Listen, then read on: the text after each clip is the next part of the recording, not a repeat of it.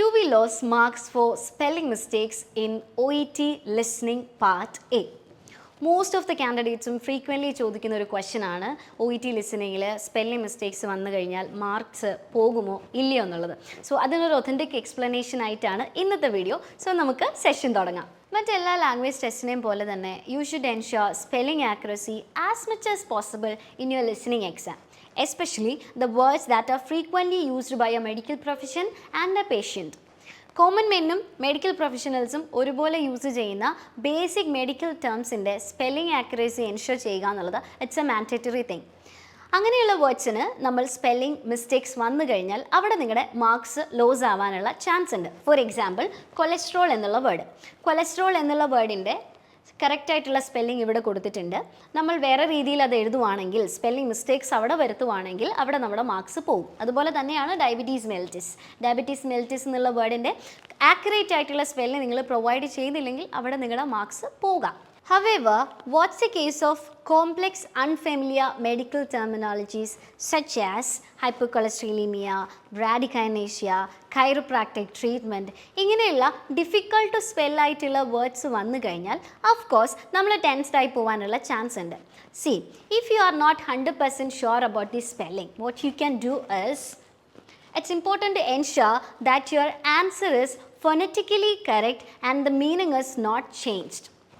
See, unfortunately, ഒരു answer ഒരു word എടുത്തെഴുതുന്ന സമയത്ത് we made a spelling mistake. But fortunately ആ ഒരു സ്പെല്ലിംഗ് മിസ്റ്റേക്ക് കാരണം ആ പർട്ടിക്കുലർ വേർഡിൻ്റെ മീനിങ്ങോ പ്രൊനൗൺസിയേഷനോ മാറുന്നില്ലെങ്കിൽ there are high chances to accept your word as the answer. Okay, അവിടെ നമുക്ക് മാർക്സ് കിട്ടാനുള്ള ചാൻസ് ഉണ്ട്. നമുക്കൊരു ആക്ടിവിറ്റി നോക്കാം. സി, ഇവിടെ നിങ്ങളുടെ ക്വസ്റ്റ്യൻ പേപ്പറിൽ ഡയറ്റ് എന്നുള്ള ഹെഡിങ് തന്നിട്ടുള്ള പോയിന്റിൽ claims to be consuming sufficient amount of dash. ഓഡിയോയിൽ you may be hearing dairy products അല്ലേ? സോ ആൻസറും അങ്ങനെ തന്നെയാണ്, ഡയറി പ്രോഡക്ട്സ് എന്നുള്ളത്.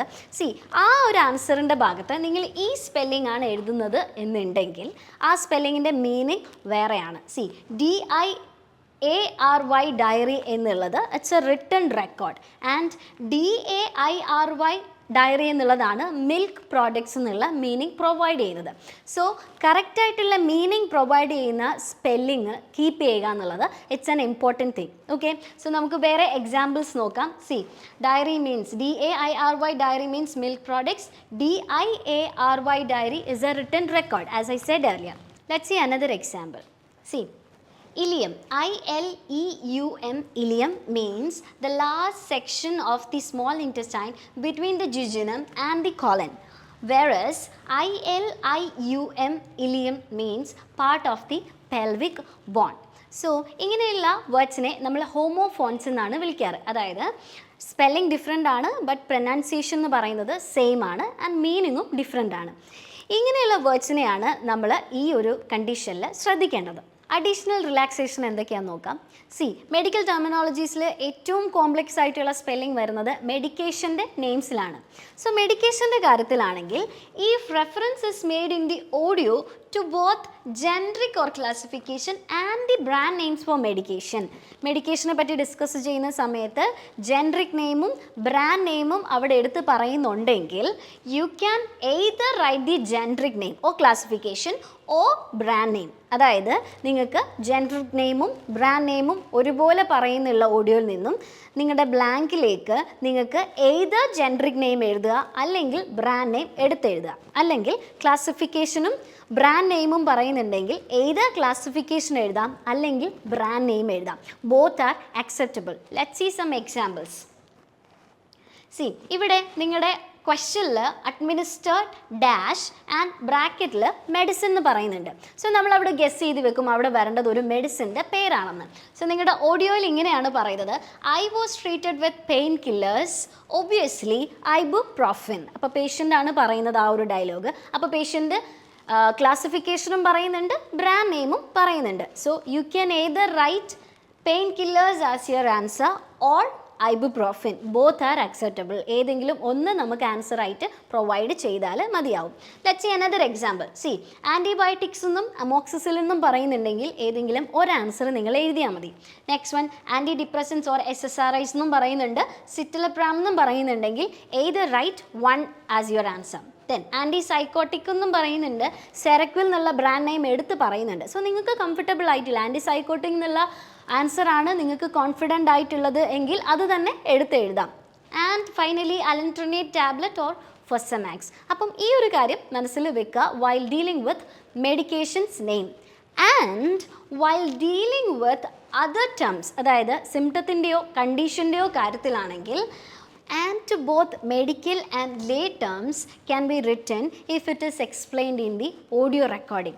ഒരു സിംറ്റത്തിനെ പറ്റിയിട്ടോ ഒരു കണ്ടീഷനെ പറ്റിയിട്ടോ പറയുമ്പോൾ ലേ ടേംസും അതായത് കോമൺ മെൻ ലാംഗ്വേജിലും മെഡിക്കൽ ടേംസും ഒരുപോലെ എക്സ്പ്ലെയിൻ ചെയ്യുന്നുണ്ടെങ്കിൽ you can either write the lay terms or the medical terms. For example നമ്മുടെ ഓഡിയോയിൽ നോഷ്യ എന്നും പറയുന്നുണ്ട്, വോമിറ്റിംഗ് ടെൻഡൻസി എന്നും പറയുന്നുണ്ട്. So your blank can be filled with either nausea or vomiting tendency. നമുക്ക് കോൺഫിഡൻ്റ് ആയിട്ടുള്ള ഒരു സ്പെല്ലിംഗ് നമുക്ക് അവിടെ പ്രൊവൈഡ് ചെയ്യാം ഏതെങ്കിലും ഒരു വേർഡിൻ്റെ.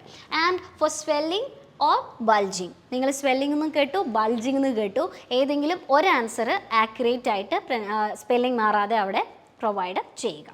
സോ OET ലിസണിംഗ് പാർട്ട് എയിൽ സ്പെല്ലിംഗ് മിസ്റ്റേക്സിനെ അക്സെപ്റ്റ് ചെയ്യാനുള്ള ഈ കണ്ടീഷൻസിൻ്റെ അവയർനെസ്സോട് കൂടി നമുക്ക് പ്രാക്ടീസ് സെഷൻ മുന്നോട്ട് കൊണ്ടുപോകാം. And remember these things during your sample practice. See first step is make an effort to learn the word you didn't spell correctly. നമ്മൾ practice സെഷൻ്റെ സമയത്ത് ഒരു സ്പെല്ലിംഗ് മിസ്റ്റേക്സ് വരുത്തിയിട്ടുണ്ടെങ്കിൽ if it is an unfamiliar word, learn that word properly. അതാണ് നമ്മൾ ആദ്യമേ ചെയ്യേണ്ടത്. ആ വേർഡ് ലേൺ ചെയ്യുക, അതിൻ്റെ സ്പെല്ലിംഗ് എന്താണെന്നുള്ളത് ഇമ്പോസിഷൻ എഴുതി പഠിക്കുക, അതിൻ്റെ പ്രൊനൗൺസിയേഷൻ എന്താണെന്നുള്ളത് പറഞ്ഞു പഠിക്കുക, ആൻഡ് അതിൻ്റെ മീനിങ്ങും യൂസേജും മനസ്സിലാക്കി വെക്കുക. ഇതാണ് നമ്മൾ ഫസ്റ്റ്ലി ചെയ്യേണ്ട കാര്യം. And the second one is learn homophones. Homophones എന്താണെന്ന് നമ്മൾ മുമ്പേ ഡിസ്കസ് ചെയ്തു. Homophones are words which are pronounced similarly but have different meaning and spelling. Spelling different ആയിട്ട് വരുന്ന homophones ഐഡൻറ്റിഫൈ ചെയ്ത് വെക്കുക during your practice session. And examples are advise and advice. ADVICE advice is a noun, ഉപദേശം എന്നുള്ള meaning. And ADVISE advice is verb, ഉപദേശിക്കുക എന്നുള്ള meaning. Similarly dairy and diary, ഇതിൻ്റെ meaning നമ്മൾ മുമ്പ് ഡിസ്കസ് ചെയ്തു. And the third tip is learn to correctly spell medical words that are familiar to a lay person. അതായത് ഒരു non medical പേഴ്സണ് familiar ആയിട്ടുള്ള വേർഡ്സിൻ്റെ സ്പെല്ലിംഗ് ആക്യുറസി കറക്റ്റായിട്ട് ലേൺ ചെയ്ത് മുന്നോട്ട് പോവുക. Additionally remember these things during your exam as well. ലിസണിങ്ങിൻ്റെ എക്സാമിൻ്റെ സമയത്ത് സ്പെല്ലിംഗ് മിസ്റ്റേക്സിൽ ഡിസ്ട്രസ്ഡ് ആവാതിരിക്കാൻ ഈ കാര്യങ്ങളോട് ശ്രദ്ധിക്കുക. And the first one is write what you heard phonetically. നിങ്ങളൊരു വേർഡ് കേട്ടു and it's an unfamiliar word to you and you are not sure about the spelling. ഈ ഒരു മൊമെൻറ്റിൽ ആ വേർഡ് എങ്ങനെയാണോ നിങ്ങൾ കേട്ടത് അത് ഫൊണറ്റിക്കലി അവിടെ എഴുതി വെക്കുക. സൗണ്ട് വെച്ചിട്ട് ഒരു വേർഡ് ഫോം ചെയ്ത് അവിടെ എഴുതി വെക്കാം. And if possible last proof റീഡിങ്ങിൻ്റെ സമയത്ത് നിങ്ങൾക്കത് റീറൈറ്റ് ചെയ്യാം with correct spelling if you can. Okay, അതാണ് ആദ്യത്തെ point. And the next point, pay attention to endings of words. Words എങ്ങനെയാണ് എൻഡ് ചെയ്യുന്നത് നമ്മൾ ഐഡൻറ്റിഫൈ ചെയ്തു ഏതാണ് ബ്ലാങ്കിൽ ഫില്ല് ചെയ്യേണ്ട വേർഡ് എന്നുള്ളത്. സോ നമ്മളത് കംപ്ലീറ്റ്ലി ലിസൺ ചെയ്യുക. ഹൗ ദാറ്റ് സൗണ്ട്സ് എൻഡ്സ്, എങ്ങനെയാണ് ആ സൗണ്ട് എൻഡ് ചെയ്യുന്നത്, ആ വേർഡ് എൻഡ് ചെയ്യുന്നത് എന്നുള്ളത്. അപ്പം ഇത് മനസ്സിലാക്കുന്ന വഴി സിംഗുലർ ആണോ പ്ലൂറൽ ആണോ എന്നുള്ള കൺഫർമേഷൻ നമുക്ക് കിട്ടും. ഇത് ഐഡൻറ്റിഫൈ ചെയ്ത് വെച്ചേക്കുക. And the third one, both British and American spelling conventions are equally acceptable. ഇത് നമ്മൾ പ്രാക്ടീസിൻ്റെ സമയത്തും ചിന്തിക്കേണ്ട ഒരു കാര്യമാണ്. അമേരിക്കൻ സ്പെല്ലിങ്ങും ബ്രിട്ടീഷ് സ്പെല്ലിങ്ങും രണ്ടും അക്സെപ്റ്റബിൾ ആണ്, അതിലൊരു കൺഫ്യൂഷൻ വെക്കേണ്ട ആവശ്യം ഇല്ല. And the final one, please check for spelling accuracy while proofreading. Last 2 minutes proof റീഡിങ്ങിനായിട്ടുള്ള ടൈമാണ്. ഈ ഒരു സമയത്ത് കറക്റ്റായിട്ടുള്ള സ്പെല്ലിംഗ് ആണോ നിങ്ങൾ ഓരോ വേർഡിനും പ്രൊവൈഡ് ചെയ്തിട്ടുള്ളത് എന്നുള്ള കാര്യം ചെക്ക് ചെയ്യാൻ വേണ്ടിയിട്ട് യൂസ് ചെയ്യുക ലാസ്റ്റ് 2 minutes. സോ മിസ്സ്പെല്ലിങ്സിനെ പറ്റിയിട്ടുള്ള ഈ ഇൻഫർമേഷൻ നിങ്ങളുടെ പ്രാക്ടീസ് സെഷനിൽ കൺസിഡർ ചെയ്യുക. ആൻഡ് ഇതുപോലെയുള്ള ഇൻഫർമേറ്റീവ് ഒത്തൻറ്റിക് ആയിട്ടുള്ള എക്സ്പ്ലനേഷൻസിന് വേണ്ടി do follow Tiju's academy. This is Reshma Karthika. ഉറപ്പാണ് വിജയം.